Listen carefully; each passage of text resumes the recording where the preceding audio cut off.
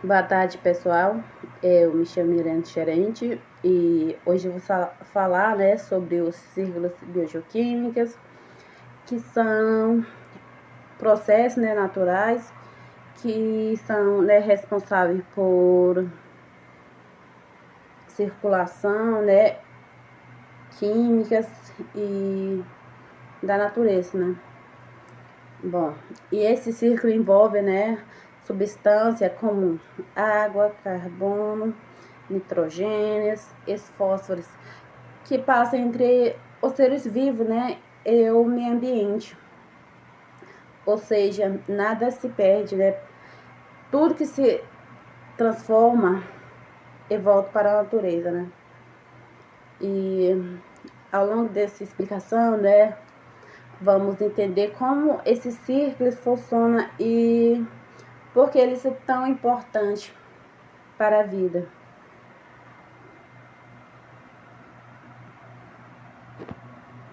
Bom, aqui tá os elementos químicos, né, que eles circulam na natureza, né, por caminhos específicos, ou seja, ele é tipo um círculo, né, que é biogeoquímica, né, e eles envolvem a troca de matéria entre ambiente e os seres vivos, né, e esse círculo são classificadas de acordo com os local, né, onde fica armazenamento, que chamamos de reservatória abiótica, né. Bom, e vamos entender um pouco esses três principais, né, termos de círculos, que são os círculos gasosos, né, em que o reservatório está na atmosfera, como o círculo de nitrogênio e do oxigênio, né? E também vamos entender um pouco, né? Entender um pouco sobre os círculos sedimentares, né? Em que os reservatórios, né, fica nas crostas terrestres, né? Como o círculo dos fósforos e do cálcio, né? E o círculo misto, ele envolve, né, tanto a atmosfera quanto a crosta terrestre, né? Como o círculo da água e carbono, né? E do enxofre, né? Bom, além disso, é importante saber, né, que dos 180, 118, perdão, elementos químicos, né, que é conhecida apenas cerca de 30 a 40 que são importantes, né, para a vida, né? E alguns são necessários em, né, grande quantidade, né? E enquanto outros são necessários em pequena quantidade, né? E isso mostra como a natureza é equilibrada, né? E como esses círculos são fundamental para manter a vida do planeta. E é isso que a circulação do elementos químicos que nos mostra, né, para a gente entender melhor, né, sobre isso. Agora passo para outra parte. Bom, agora temos aqui, né, a tabela periódica, né, e ele destaca, né, os elementos químicos que são importantes para a vida, né. E, bom, as cores aqui que vocês estão vendo, ele indica, né, a importância e a quantidade em que os elementos são utilizados pelos seres vivos, né. Primeiro, os elementos majestária, né, que estão em amarela, né, que vocês estão vendo aqui na tabela, são aqueles que são mais abundantes no nosso corpo e nos seres vivos, né, em geral, né. E exemplo muito importante que são o oxigênio, né, carbono, nitrogênio e nitrogênio, né, eles formam moléculas, né, que são fundamentais como água, proteínas, lípido e carboidrato, né. E também depois temos elementos traços. Ele representa em verde, né. Eles são necessários em pequenas quantidades, mas são muito importantes, né, para o funcionamento dos organismos. Por exemplo, o ferro, que participa do transporte do oxigênio, né, no sangue. Em seguida, aparece o elemento microtraço, né, em azul. Esses são necessários, né, em quantidade, né, e são menores, né, mas continua sendo essencial, né, para reações químicas do corpo humano, né, como o funcionamento de enzimas, né. E por último temos os elementos com insensibilidade, né, discutida, né, que aparecem em laranja, e nesse aqui vocês estão vendo. Isso significa que ainda há certeza científica total, né, sobre a importância deles para todos os seres vivos, né. Mostra que mesmo existindo muitos elementos químicos na natureza, né, apenas alguns, né, são fundamentais, né, para a vida, né. E cada um desse papel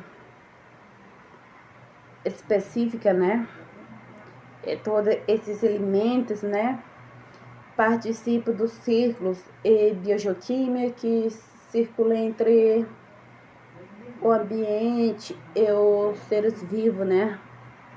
Por exemplo, quando expiramos, né, está participando do círculo do oxigênio, que é um desses elementos essenciais, né. Para vocês entenderem um pouco, eu dei um pouco do exemplo, né, que quando a gente respiramos, a gente está dando oxigênio, né. Bom, aqui vocês estão fazendo, né, função de algum nutriente para os vegetais. Bom, nutrientes, né, são importantes para os vegetais, né, como a maioria já sabe, né. E esse quadro mostra 3 coisas principais que nós temos que entender, né, um pouco, né. Que o nutriente é a forma como ele é absorvido pela planta, a função que ele se desempenha, né. E também, primeiro temos o carbono, né, que é a planta que absorve como gás carbônico, né, que é CO2, né, que ele é fundamental porque forma a base das moléculas orgânicas como carboidrato, né, e proteína e lipídio também, né.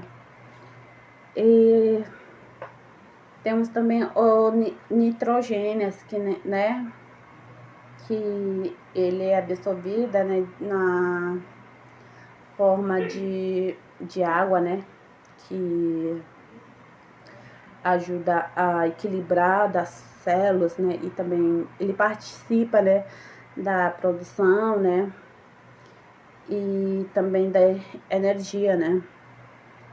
E oxigênio também, ele participa, né, de processo importante como a respiração, né, e a decomposição, né, das substâncias e dentro da planta, né.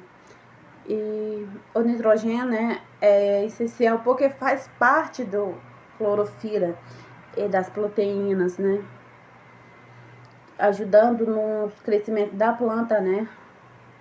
E os fósforos têm um papel importante de transferência de energia, né, e principalmente no metabolismo, né. Também o potássio ajuda, né, a regular o funcionamento da célula, né, que é ativa, né.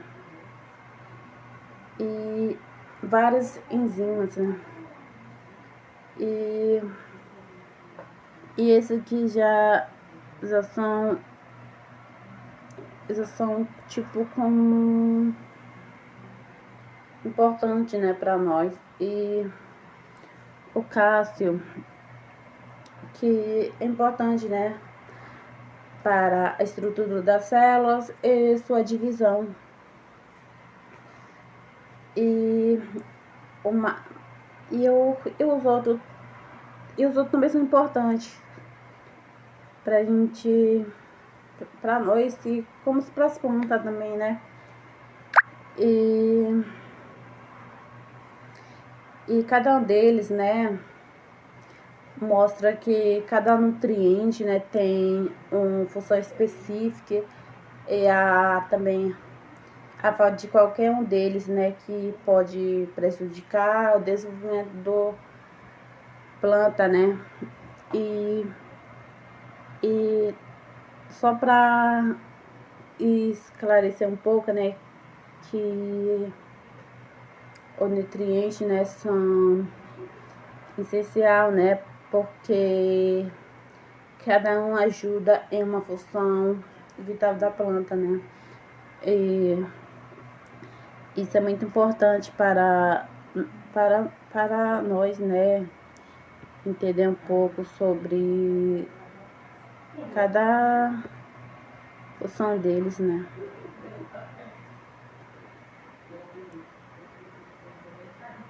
E agora vamos ver esse aqui, né, que é os sinais de deficiência nutritiva, que vocês estão vendo aqui uma planta, né. Mas esse planta é importante também para nós entender, né, e pra gente ver qual a função dele, porque esse planta está aqui representando essa imagem, né. Bom, e vamos ver que esse esquema, né, que vocês estão vendo aqui, mostra como a falta de nutriente, né, que afeta diferentes partes de planta, né, que é principalmente da folha, começando pela casca. Quando a falta da folha novas tem dificuldade de crescer ou se formar, mas as folhas mais velhas, né, continua verde. E o nitrogênio, ele nos mostra assim que a falta dele causa folha, né, mais clara na parte de cima e folha mais velha, amareirada, além de manchas, né. E o CO2, né, que quando está em baixa de quantidade, né, aparece manchas brancas, né, nas folhas, e o crescimento da planta fica prejudicada. E os fósforos, bom, faz com que as folhas fiquem mais escuras, né? Que é o normal, e pode causar queda das folhas. E agora do outro lado, vamos entender um pouco, né? O esquema dele. Bom, o ferro, né? As folhas mais novas ficam amareladas, enquanto a mais velha, né, permaneça normais. E o potássio, que ele causa, né, amarelamento nas bordas de nutrição, né? E também eles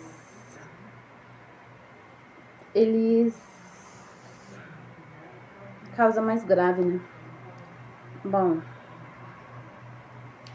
eu mangue, né, que ele provoca mancha, né, como tipo a malária, né, ou também tipo buracos entre as nervuras das folhas, né.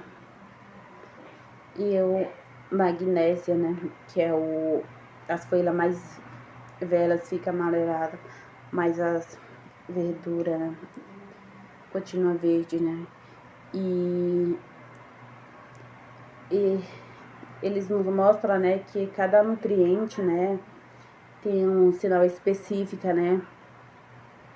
E também quando, por exemplo, quando está em falta, né,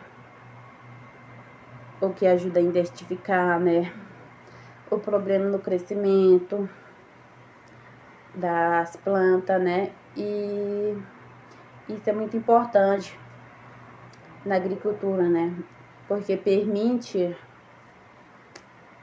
corrigir o solo e melhorar a produção, ou seja, né, absorver as folhas é uma forma de entender o que está faltando para a planta desenvolver bem, né.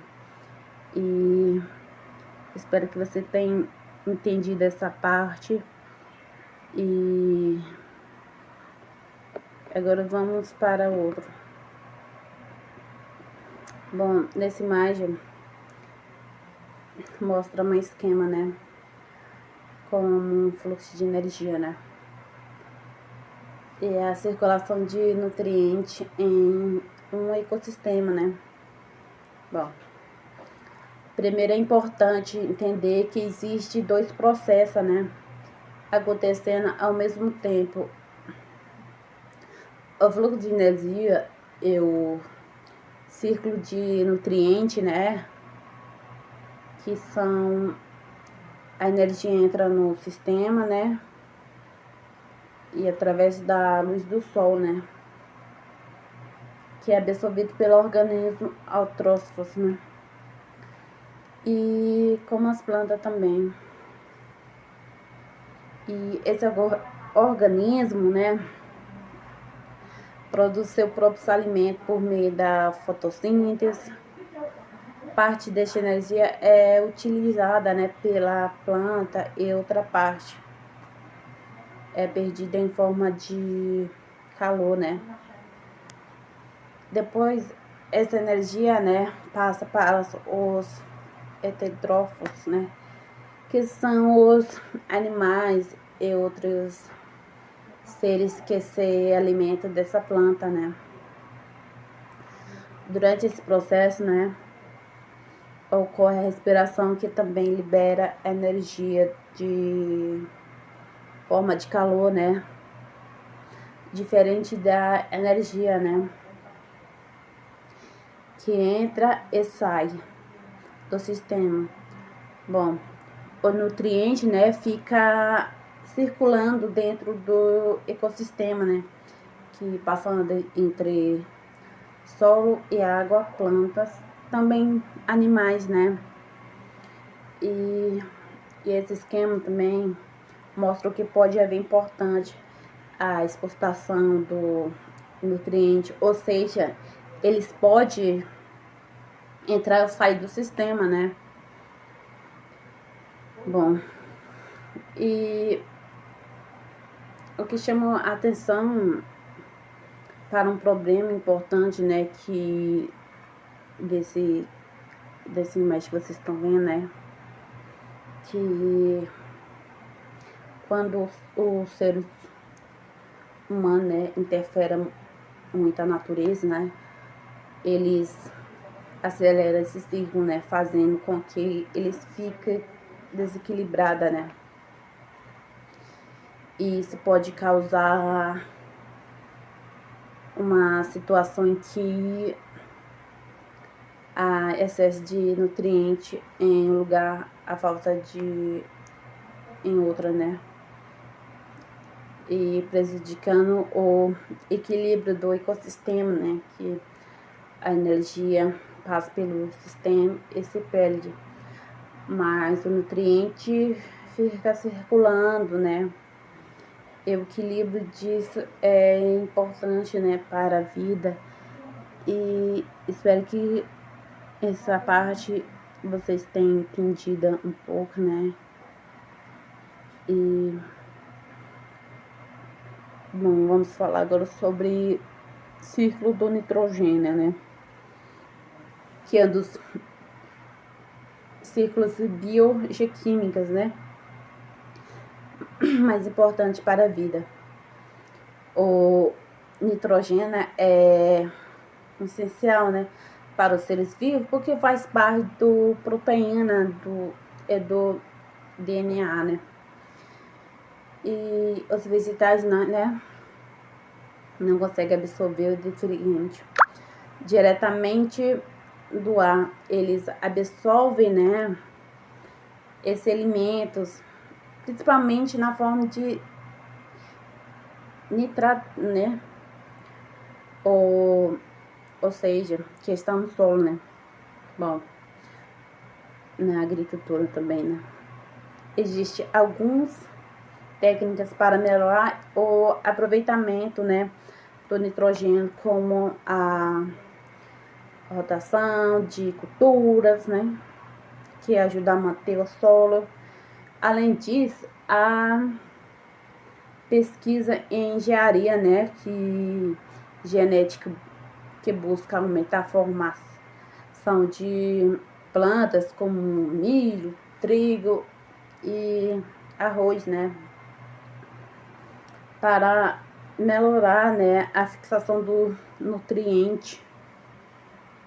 Um ponto importante também, né, que a gente tem que saber, né, que o uso de fertilizante nitrogênio que nos Estados Unidos, né, entre 1950 e 1978, né, que é o uso fertilizante, né, aumentou muito, cerca de 2 vezes, né, porém a produção agrícola não aumentou, né, na mesma proporção, o que mostra que a grande dessa fertilização, né, foram desperdiçadas, e isso também pode causar impactos ambientais, né, como poluição do solo e da água também, né.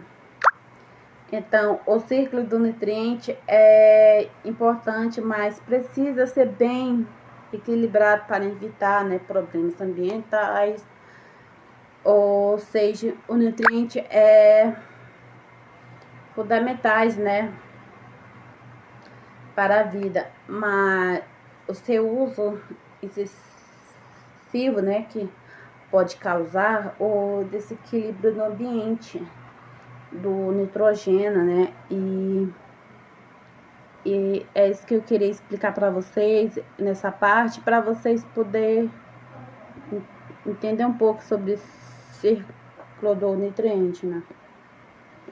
Agora, estamos vendo aqui essa imagem, né, que vocês estão vendo, e que é do círculo nitrogênio, né, que é uma forma nesse esquema, né. Bom, podemos observar como o nitrogênio circula, né, entre o ambiente e os seres vivos, né. O nutriente está presente na atmosfera, né, mas precisa ser transformada por bactérias fixadoras, né, para ser utilizadas pelas plantas. É muito interessante saber disso, né? E também é muito importante para a gente poder saber, né? E depois disso, utiliza na de proteína, né? Que quando os animais se alimentam, né? Das plantas, que esse nutriente passa para eles e em seguida por meio da secreção, também da decomposição, né? Que é realizado por bactéria, fungo ou nitrogênio, né? Que retorna, né? Ao solo, né? E esse micro-organismo, né? Que transforma também a matéria orgânica, que novamente, né, ele é tipo, como é que falar? Reutilizada, né, ou pelas plantas, né, e fechando o círculo, ou seja, a retroalimentação dos nutrientes. Isso significa que os animais, né, ajuda a reciclar nutriente e evita que ele seja perdido no ambiente, né? Principalmente para os oceanos, né? E também, né, que eu vou dar um exemplo aqui para vocês entender um pouco, né, que, por exemplo, são os peixes, né? Eu vou dar um exemplo sobre peixe, né, para vocês entenderem. Migradores, que é um inseto aquático, né, que transporta nutrientes de um lugar para outro. Então, esse processo, né, ajuda a manter equilíbrio do ecossistema, garantindo que o nutriente continua, né, circulando. Assim, o ciclo biogeoquímico mostra como tudo na natureza está interligado e como o equilíbrio desse ciclo é importante na manutenção da vida, né? E eu dei esse exemplo para vocês entenderem um pouco, né, que como a gente tem que entender isso para melhorar, né, e também toda essa circulação que a gente vê aqui sobre isso também, né. Bom, agora vocês estão vendo nessa imagem, né? Vamos só poder observar, né? E dar algum exemplo de animais, né? Que participam do fluxo de energia e da reciclagem de nutrientes nos ecossistemas, né? E nessa imagem, né? Mostra diferentes animais, né? Que vocês estão vendo se alimentando, como aves capturando peixe, né? Os pescando e outros predadores, né? E esse exemplo, eles representam, né, que tipo a cadeia, né, alimentar, né, onde a energia passa de um organismo, né, para outro através da alimentação. Quando um animal se alimenta, ele obtém energia e nutriente, né? E quando ele excesso, né, ou morrer, né, esse nutriente é quando ele retorna ao ambiente por meio da decomposição, né. E além disso, alguns desses animais, né, principalmente os aquáticos, né, migratória, ajuda a transportar nutrientes de um lugar para outro, né. É importante, né, saber disso, que, por exemplo, um peixe que se desloca entre rio, né, e oceano, ou aves que se alimentam na água e depois vão para a terra firme, né, assim eles contribuem para a distribuição dos nutrientes no ambiente, né, e na prática como os ciclos biogeoquímicos, né, e acontece no dia a dia da natureza. E espero que vocês tenham entendido, né, nessa parte. E espero que tenha ajudado vocês a compreender um pouco, né, entender um pouco, né, a relação entre bioquímica entre esses animais, né. Bom, o que são zona morta nos oceanos e quais são os impactos, né. Agora vamos falar sobre um problema, né, que é muito importante, né, que as chamadas zonas mortas, né, nos oceanos, né, que as zonas mortas são áreas onde o nível de oxigênio na água é muito baixa, né, o que dificulta, né, ou até impede a sobrevivência da maioria dos organismos, né, aquática. Mas como isso acontece, né? Bom, tudo começa com o acesso de nutrientes, né, na água, principalmente nitrogênios e fósforo, né. Quando esse nutriente aumenta demais, ocorre um processo chamado estrofização, né, que esse processo geralmente é causado por atividades humanas, como o uso de fertilizante na agricultura, né, e despejo de esgoto sem tratamento e resíduos industriais, né. E com esse excesso de nutriente, né, há um crescimento exagerado de algas, né, que quando essa água morre, sua decomposição, né, consome muito oxigênio na água, criando essa área com pouco oxigênio, né, da água. As zonas mortas, atualmente já existe, né, mais de 400 zonas mortas, né, no mundo, ocupando uma área muito grande. Isso causa sérios impactos, né.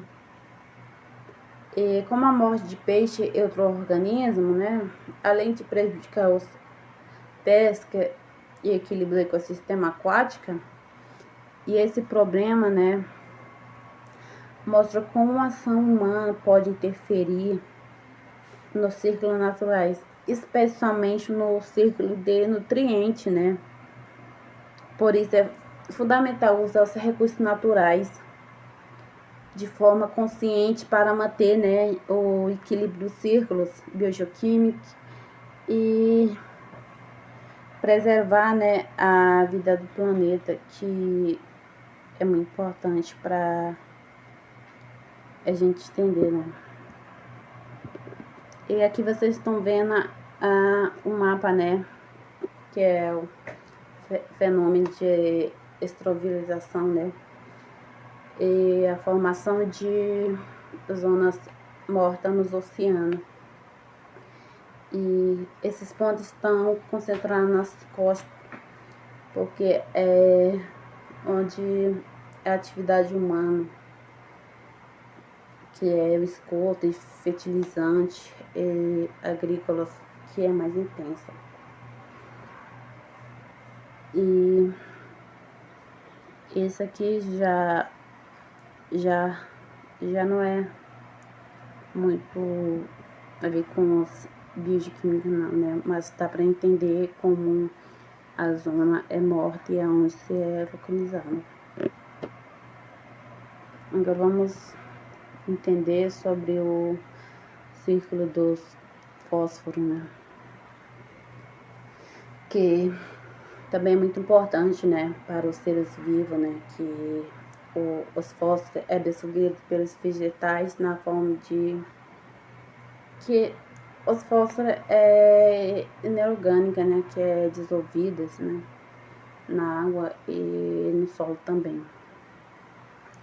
E diferente de outro círculo, né, que gasosa significativa, né, que é uma fase, né.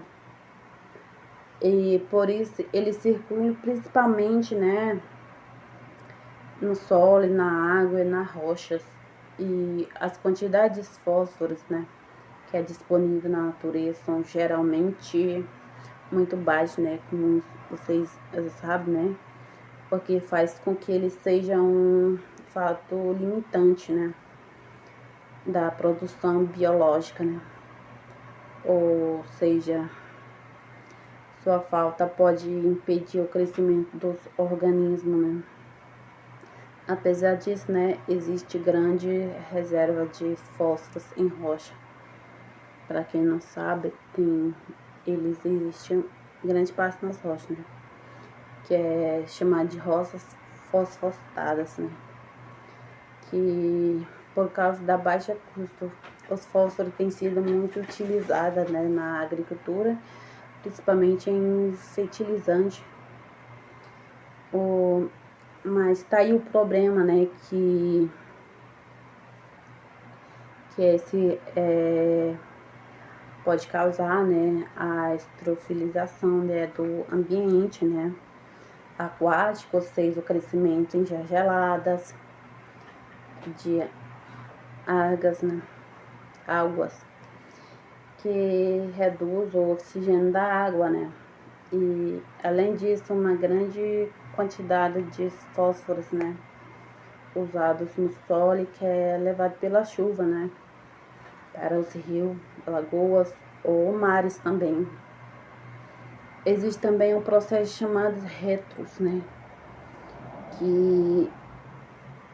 que é a movimentação de matérias, né, que em cerca de milhões de anos, né, e muito tempo, né, que ele é conhecido, né, que principalmente para um corpo d'água, né. Isso mostra que o círculo do fósforo é mais lento e pode ser facilitante, né, ou desequilibrado pela atividade humana, né. E assim como o círculo do nutriente, né, o uso excessivo de fósforos e pode causar também impacto ambiental na água, né, que é principal. E esse pode prejudicar também a poluição da natureza, né. E espero que você tenha entendido também dessa parte um pouco sobre o círculo dos fósforos e como ele se absorve, né. E agora vamos falar sobre círculo dos fósforos, que vocês estão vendo isso aqui, né, que é uma movimentação dos fósforos, né, assim, ó, vamos entender um pouco, né, cada um deles, né, que diferente do círculo do nutriente, né, que a gente tinha visto anteriormente, né, ou do carbono também, né, os fósforos não passam pela atmosfera, né, como o nutriente passa, né. Ele acontece basicamente no solo e na água, né. O exemplo, né, que eu vou dar para vocês entenderem um pouco aqui, né, que na ilha de Nauru, né, eu não sei se algum de vocês já ouviram falar, né, e no Pacífico, ela é uma área, né, feito quase inteiramente de guano, né, que é acumulado por milênios, né, que foi uma das maiores fontes, né, de fósforo do mundo para fertilizante, mostrando como esse ciclo biológico pode passar, né, que aves, peixes, terra poderão mais infinito, né, e esses ciclos nos mostram como ele é circulado, né, e como ele é importante, né, pra gente poder entender um pouco, né. Bom, e nesse imagem que vocês estão vendo, né, é um montão de pinguim, né, mas vamos ver, né, como ele é impressionante, né, de uma colônia de pinguim, né, que é na Ares, nas ilhas, né, que vocês estão vendo aqui, tem milhões, né, que você deve estar se perguntando, né, porque milhares de pinguim tem a ver com o ciclo de fósforo, que acabamos de ver, né, anteriormente, e a resposta é que eles são os euros de ligação, né, que traz a fósforo, né, de volta para nós, né, e por isso que esse pinguim, né, dos reis maístas, que vocês estão vendo, ele é muito importante também, porque eles nos trouxe os fósforos para nós, né, que anteriormente eu já tinha comentado para vocês, e espero que vocês tenham entendido um pouco, né, sobre isso. E olha esse tamanho dessa montanha, né, na imagem que vocês estão vendo, né, esquerda, que é para cá, ó. Isso não é terra, isso não é terra comum, são dezenas de metros de guanos, né, que é acumulada, né, por séculos, como essa ilha do Pacífico, né, especialmente em Peru, quase não recebe chuva. O excremento das aves não é lavada e acaba secando e pedrificando, concentrando, né, os fósforos. Então, pessoal, os fósforos que saem do fundo do mar através dos peixes, né, passam pelo sistema digestivo das aves, né, marinho, e virou essa montanha de guano que vocês estão vendo nessa imagem. Acabou sendo que alimentou a humanidade por muito tempo. A natureza reciclando nutrientes de forma importante, né? Que vocês estão vendo aqui, né? E isso é muito importante para nós, né? Uau. Bom, agora vamos ver a importância do guano, né? No começo a gente tinha falado um pouco, dando um exemplo do montanha que vocês viram, né? Na prática, né? Que atualmente quase milhões de pequenas agriculturas, né?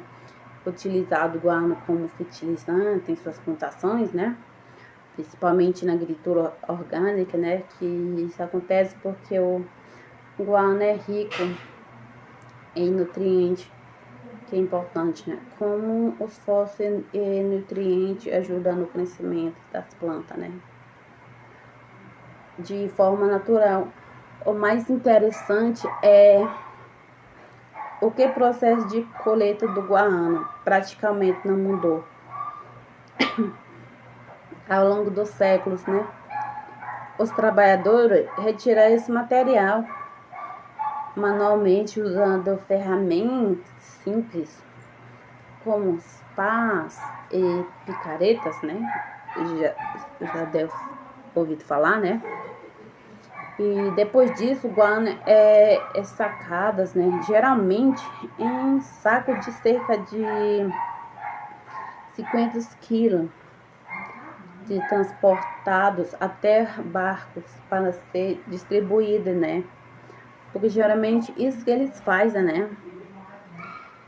E esse trabalho, né, é bastante intenso, né? Mas mostra como o recurso natural pode ser aproveitado de forma sustentável, né? Assim, o guano continua sendo uma importante, né, ao fertilizante, né, químicas, que é contribuído para a agricultura ou para o equilíbrio dos ciclos naturais, né? E isso mostra como a natureza oferece recursos valiosos que podem ser utilizados de forma consciente e sustentável, né? Mas eu acho que a maioria não consegue ver isso, né? Não consegue lidar com isso. E por isso que eles prejudicam a natureza, né? Agora vamos falar da poluição atmosférica. Ela é causada, né, principalmente pela queima de combustível, né? Fósseis como gasolina, diesel e carvão, né? Que é usado em carros industriais, né? E esse processo libera gases tóxicos, né? Como óxido de nitrogênio e óxido de enxofre, que são principalmente no ambiente, né? Bom, e esse, por exemplo, quando para a saúde humana, né? Um dos efeitos dessa poluição é a chuva. Bom, ela acontece, né, quando o dióxido de enxofre reage com a água, né, de a atmosfera, que é formando ácidos, né, que cai junto com a chuva. E essa chuva pode prejudicar plantas, solos, rios, até construção de outro, né, problema. E é uma espécie de poluída que é formado por mistura de gás, né? Como dióxidos de nitrogênio e hidrocarbonetos, né? E esse tipo de poluição é comum em grandes cidades, né? Que pode causar problemas respiratórios, que aqui já tinha acontecido, né? Esse problema. E mostra como a ação humana interfere, né, nos ciclos naturais, que é principalmente no ciclo do nitrogênio, né, e do enxofre, né, causando um impacto ambiental importante, né.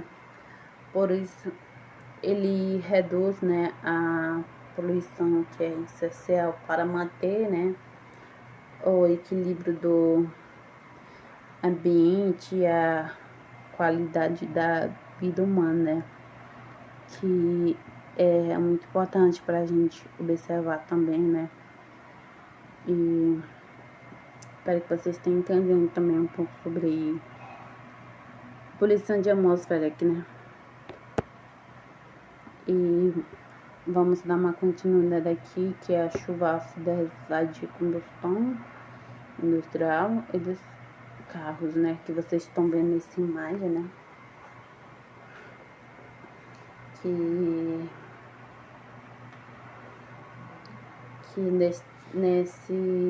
quando queimamos, né, combustíveis fósseis industriais e carro, ele libera gás como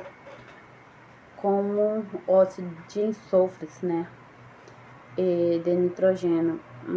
Por exemplo, um classe de chuva, né, ácido no Brasil, né, acontece em Cubatão, né, que em São Paulo, né, nos anos 80 e Não sei se vocês já ouviram falar, né, que tinha acontecido faz anos atrás, né, que a poluição do Destroyer era tão forte, né, que a chuva ácida derreteu, né, a vegetação da Serra do Mar, causando o deslizamento da terra, porque o solo ficou desprotegido, né.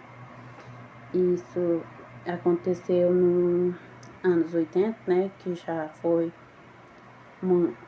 muitos anos atrás, né, e nesse mais já mostra que, já mostra, né, como realmente ele aconteceu, né, e vamos dar continuidade, né, no Cubatão Vale da Norte, né, que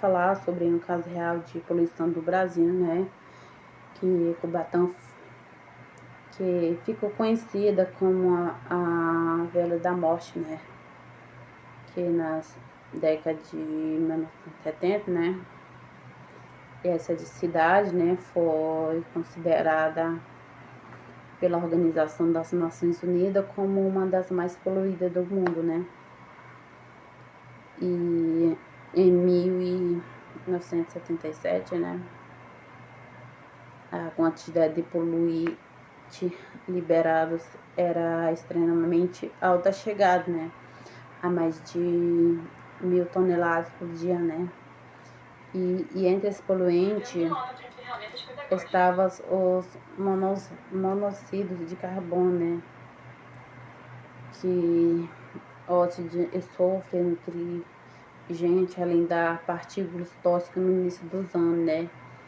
que em 1980 começaram a aparecer, né, consequências graves pela poluição, né, como doença respiratória, até a malformações da morte recém-nascida, né, que a situação só começou a melhorar, né, a partir de 1983, né, mas em 1980 aconteceram muita coisa, né, muitas pessoas morreram, né, por causa da Cubatão, né, e só a partir de 1983, né, que as coisas começaram a mudar, né, e também quando os órgãos ambientais, né, que acompanhou, né, a ambientais, né, que no estado de São Paulo passaram, né, a identificar e controlar a fonte de poluição, né, com a adoção de medidas de instalação de vidros, né, na indústria, né. Também houve uma grande redução, né, na emissão de poluente, né, cerca de 10 anos, né, depois, né, durante o Batão, né, que passou a ser reconhecida, né, como um dos exemplo mais Brasil, né, que é do ambiente, né, e as emissões, né, ganharam a cair, né, cerca de 90%. E também diminuíram, né, esse problema, né, e também né, essa situação ocorreu em ações, né, ou seja, os seres humanos, né, pode causar grandes danos ao meio ambiente, né, mas também tem um poder de recuperar e preservar a natureza, né, como isso tinha acontecido em Cubatão, né, e só em 1900, por aí, tudo resolveu, né, as coisas mudaram, começaram a mudar, né. E isso é muito importante para a gente poder entender um pouco, né, sobre isso e poder refletir um pouco, né, não fazer coisa errada e fazer coisa certa para a natureza, porque é importante preservar, né. E espero que vocês tenham entendido isso aqui, né. E vamos falar agora sobre, vocês estão vendo essa imagem, né, que nos anos 80, né, o Bartão ficou mundialmente reconhecido, né, como a cidade mais poluída, né, do mundo, né, o Vale da Morte, né. O que vocês vê aí é essa mistura de fumaça, né, industrial, né, com os tráfegos pesados. Era o cenário perfeito para desastres ambientais, né, que discutimos. Porque Cubacão sofreu tanto, porque ela fica ao pé da Serra do Mar, né. A serra funcionava como barreira física que impedia, né, a destruição, né, e do poluente, né. O ar sujo fica preso, né, ali e embaixo reagindo a umidade formando a chuva ácida, né. É importante dizer que Cubacão também é um exemplo de vitória. Após pressão internacional e da sociedade, houve um controle rigoroso das emissões, né. A cidade hoje é muito significativa, mostra que política pública funciona, né.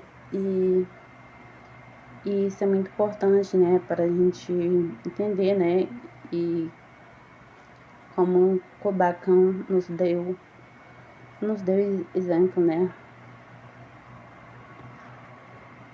E agora vamos entender sobre o estudo quantitativo dos ciclos biogeoquímicos, né. E aqui o mais importante não é apenas a quantidade de nutrientes presente em ambiente, né, mas também a velocidade com que ele circula, ou seja, como ele se move de um lugar para outro, né. No caso do ciclo dos fósforos, né, essa circulação não acontece de forma constante em muitos momentos. A maior parte dos fósforos, né, não está dissolvida na água ou disponível no ambiente. Ela fica armazenada nos organismos, né, que vivo ou presa, né, no ambiente, né. E ela ficou armazenada, né. E agora vamos falar sobre estudo quantitativo do círculo nitrogênio, né. Que aqui o mais importante não é apenas quantidade de nutrientes, né, presente em um ambiente, mas também a velocidade em que eles circulam, ou seja, como eles se movem, né, de um lugar para outro, no caso do círculo dos fósforos, né, e essa circulação não acontece de forma constante em muitos momentos. A parte dos fósforos, né, não está dissolvida na água ou disponível no ambiente. Ela fica armazenada nos organismos, vivo ou presa, né, em materiais, né, sólida como solos ou sedimentos, né. E eu vou dar um exemplo aqui para vocês poderem entender um pouco, né, que, por exemplo, em lagos, né, geralmente apenas uma pequena parte, cerca de 10%, né, dos fósforos está na forma dissolvida. E durante a primavera, que é um período de crescimento rápido, esses fósforos podem ser rapidamente absorvidos, né, pelos produtores como as plantas e águas, né. e também pelos consumidores. Por isso, um ponto importante é que é um baixo nível, né, de, de fósforos, né, dissolvido pode ser dose significativa, né. Pode indicar que o ambiente é pobre em nutrientes, né. Ou pode significar o contrário, que o sistema está muito ativo com os organismos, né, utilizando rapidamente os fósforos, né, disponível, ou seja, não basta olhar a quantidade de nutrientes, é preciso entender como eles estão sendo utilizados, né, nos ecossistemas, né. Isso mostra que os círculos biogeoquímicos são dinâmicos, né, e depende do equilíbrio entre disponibilidade, né, e o uso do nutriente, né, que esse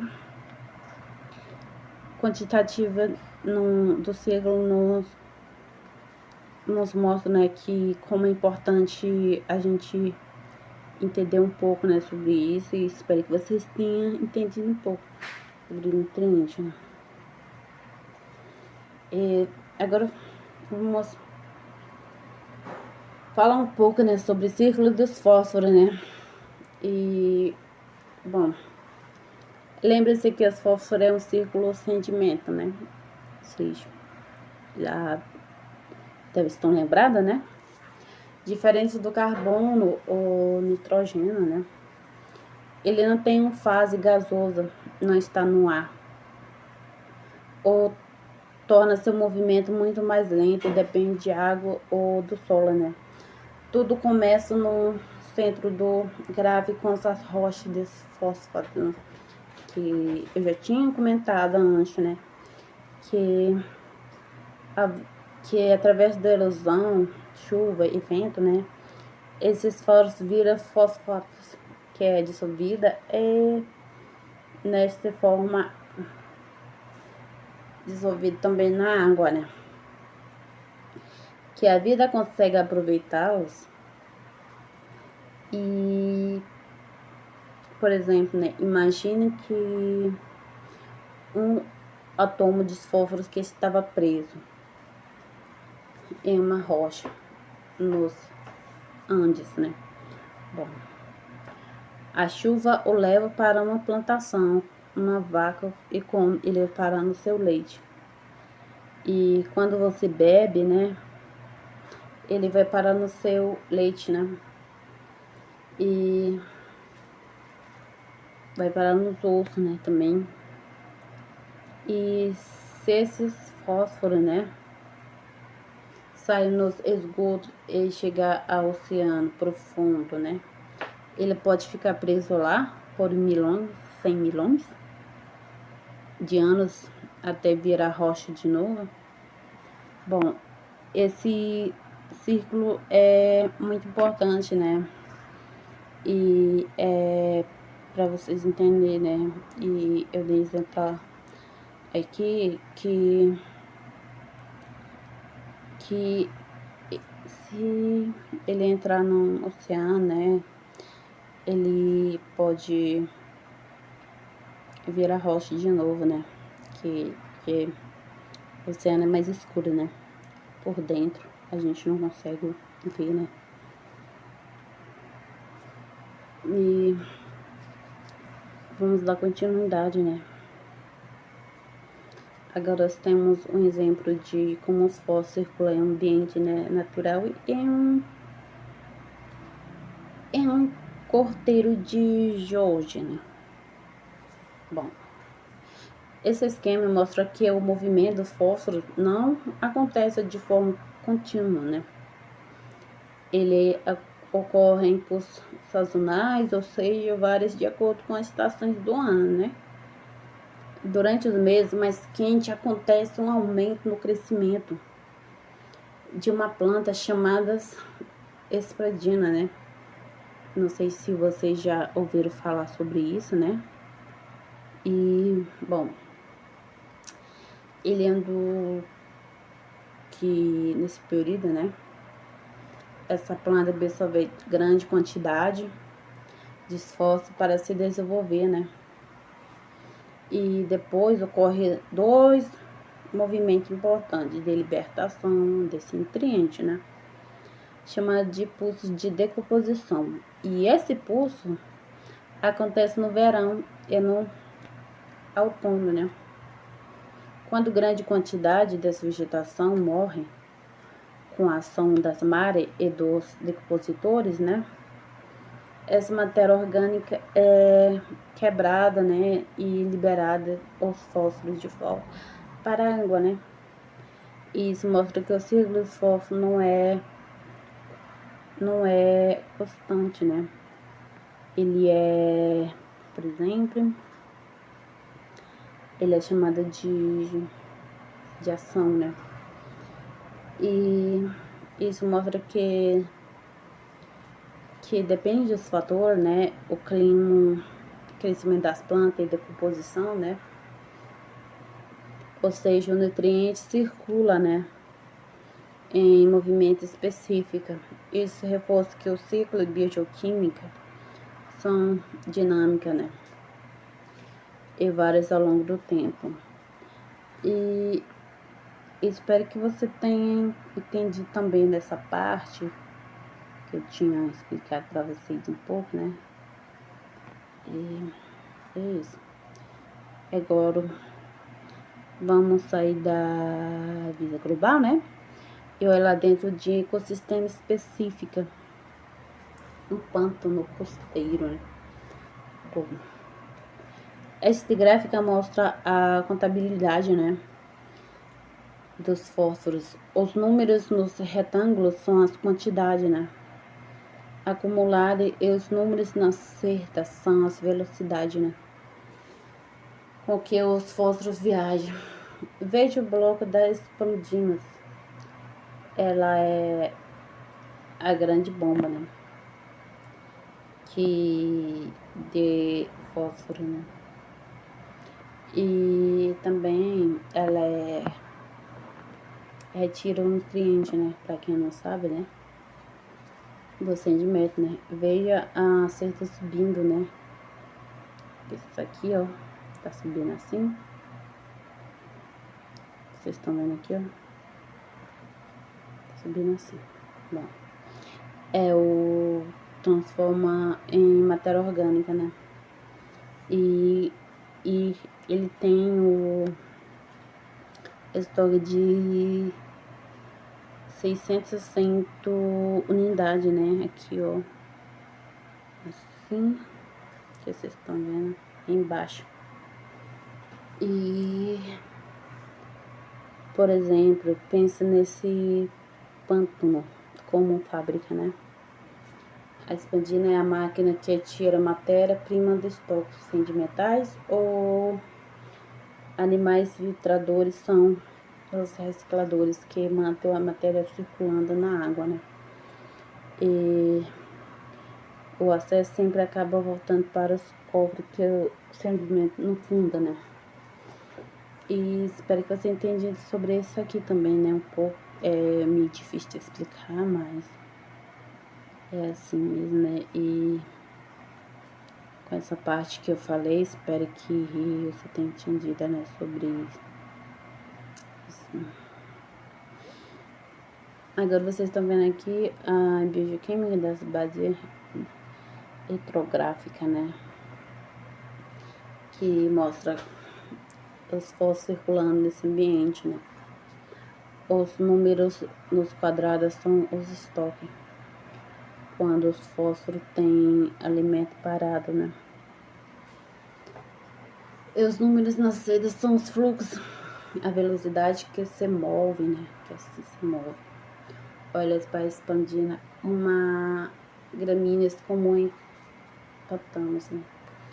E ela é a peça, né? Chave. Note que ela retira os fósforos diretamente dos sedimentos. Ela funciona como uma bomba biológica, né? Que tira os fósforos que estava preso. O Solé coloca também, né? para circular na cadeia alimentar.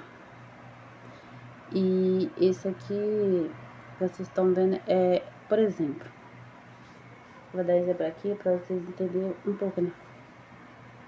Por exemplo,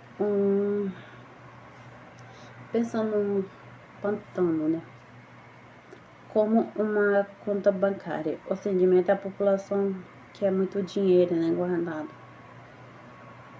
Esse dinheiro é quem faz o saque e gasta no mercado. Os registradores, né, são os recicladores, né, que pega o que sobra, né, e tenta devolver, né, para o banco, ou seja, jogamos o esgoto, os fósforos, né, extra na água. É como se entrasse um dinheiro, né, que o sistema não consegue processar, causando a eutroficação, né.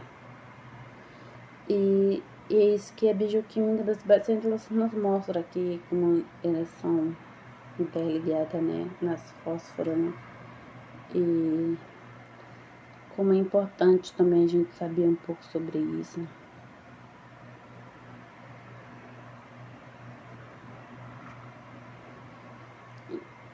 E agora vamos entender que faz base retrográfico, né, entender porque fazemos lá a montanha ferro diretamente, né, essas duas oceanas, né.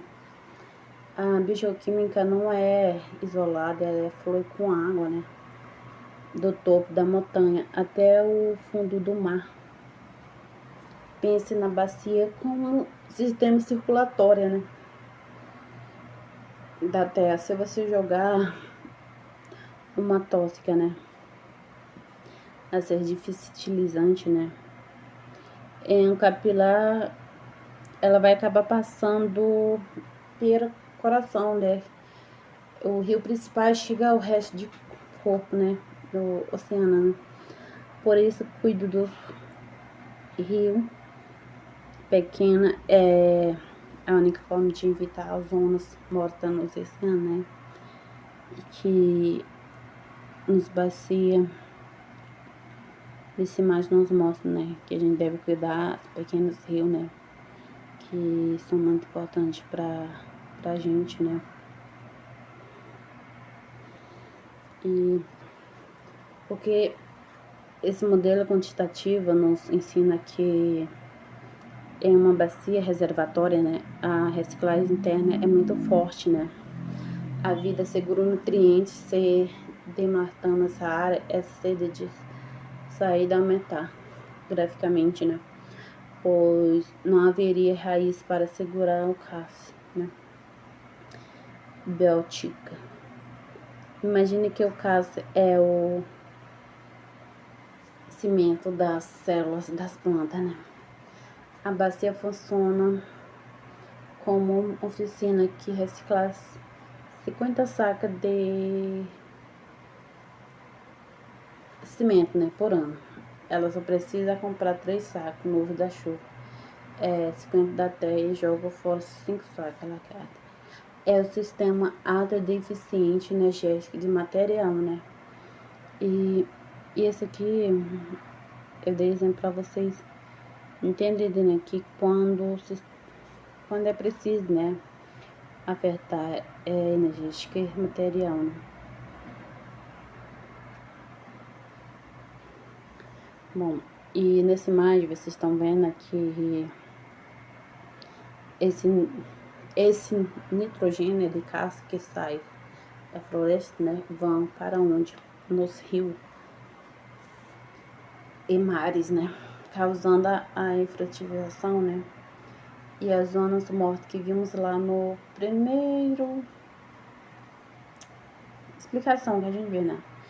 Tudo está conectando a preservação da floresta no topo da montanha e garante a vida do fundo do mar, né, e aqui já nos mostra, e aqui eles nos dão os gráficos, né, pra gente poder entender um pouco, né, sobre a nitrogênio e fósforo na água, né.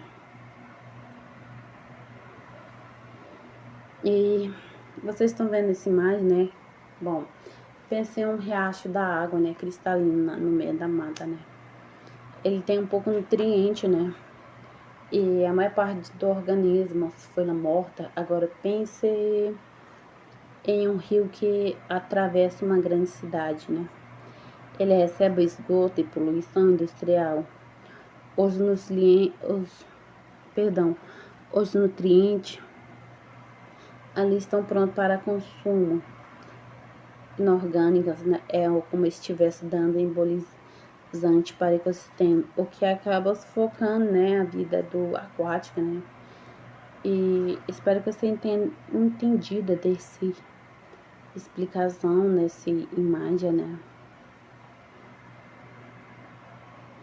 E, e veja aqui o fluxo entre biosfera e terrestre, né? E a atmosfera, né? Bom, as plantas respiram, né? E faz fotossíntese, criando círculos fechados. O mesmo acontece no oceano, né? Existe uma troca constante, cerca de 100, né?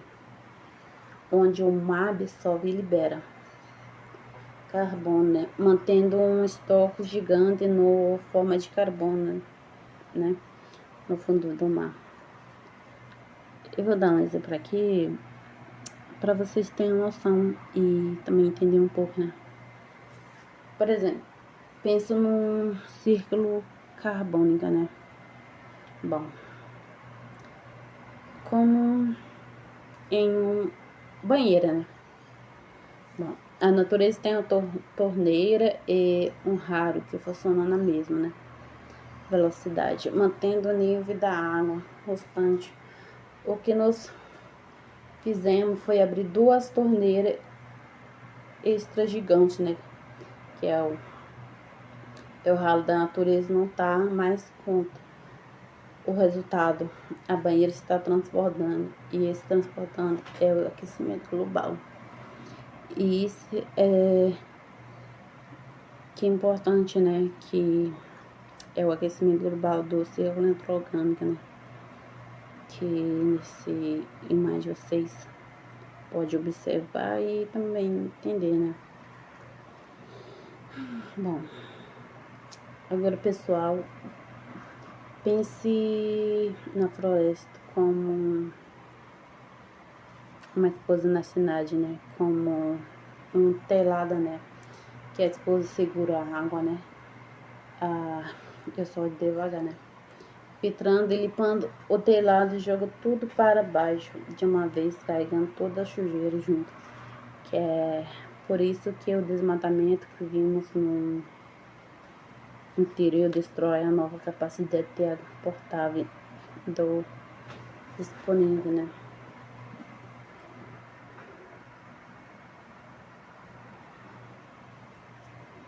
Bom, veja os números da notícia do sangue, né? Tem um volume estimado em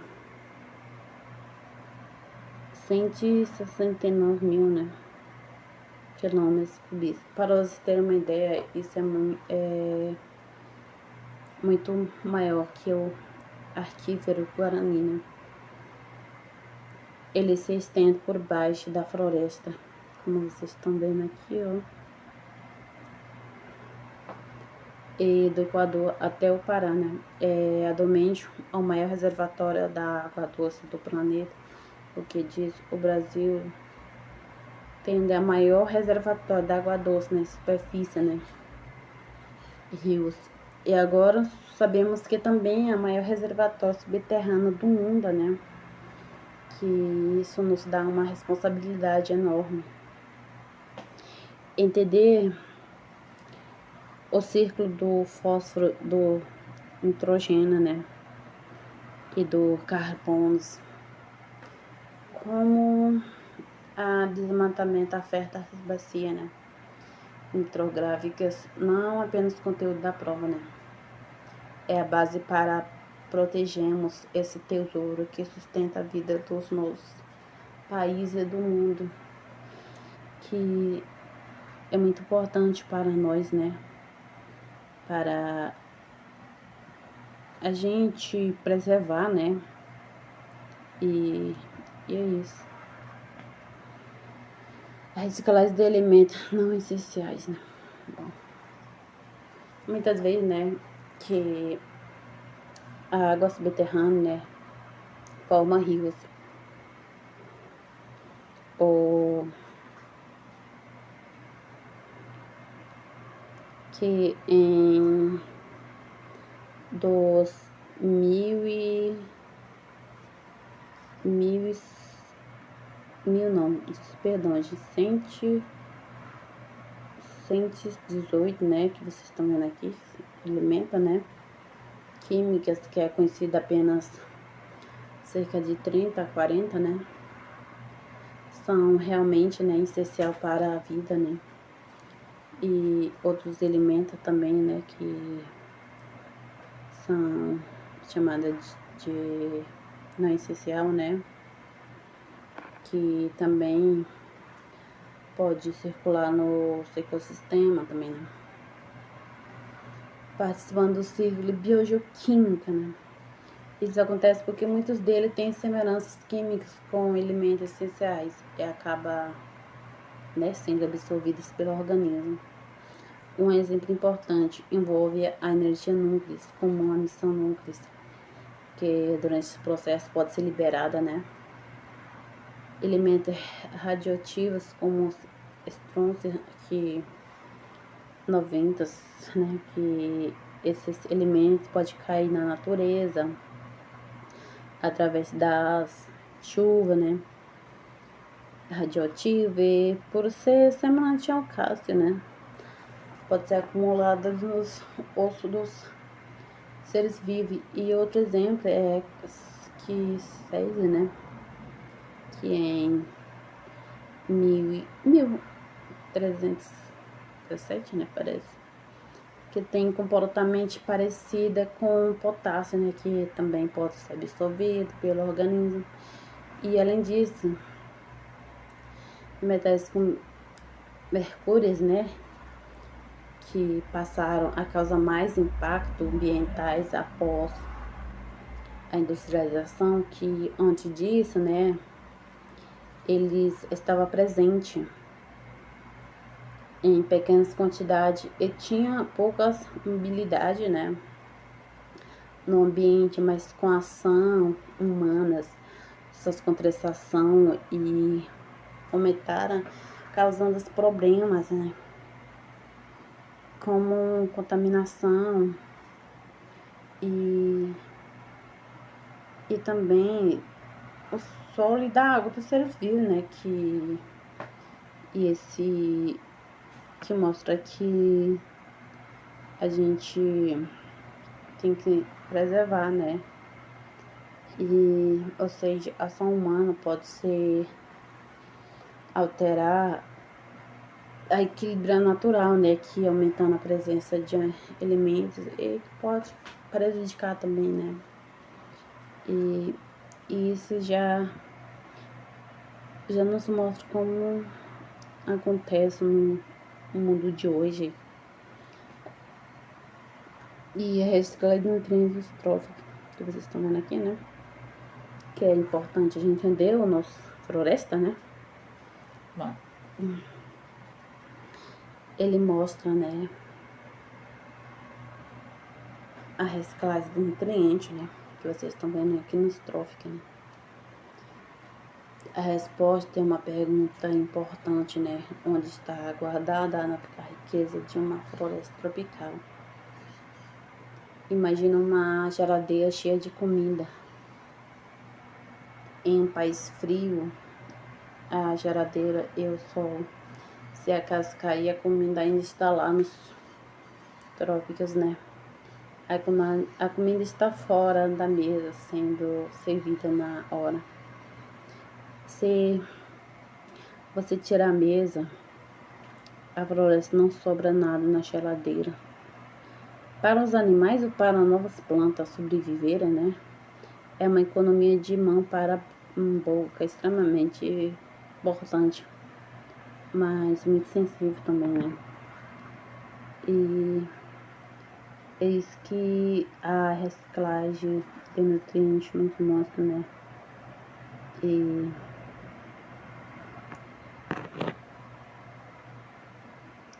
agora vamos para essa parte, né? Que vocês estão bem, né? Que nossa floresta, né, estão em um solo eternamente lixiviado, né, que isso significa que a chuva constante lava os nutrientes do solo. Se a floresta não fosse inteligente, ela morreria de fome, né? E isso aqui já nos mostra, né, que para vocês entenderem, né, um pouco sobre isso, né?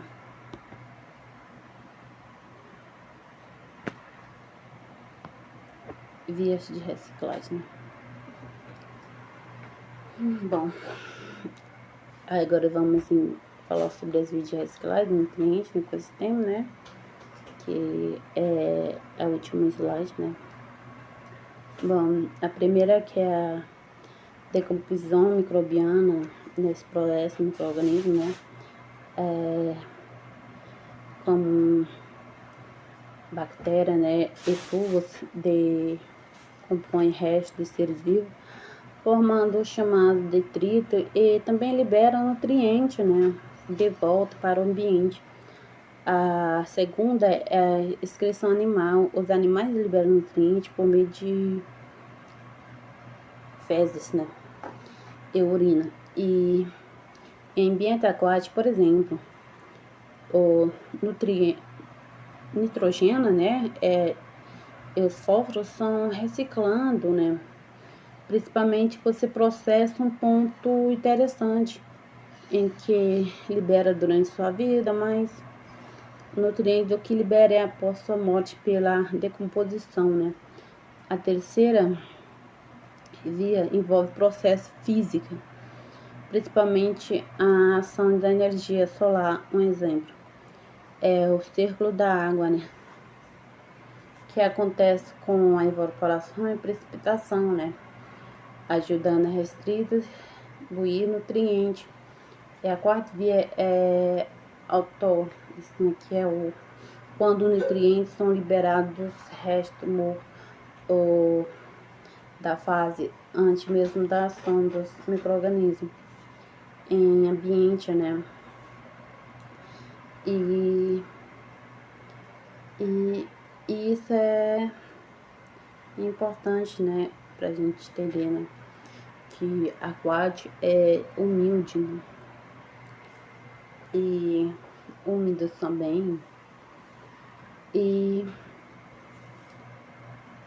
também o processo de liberar entre 5%, né, a 75% dos nutrientes antes de decomposição, né,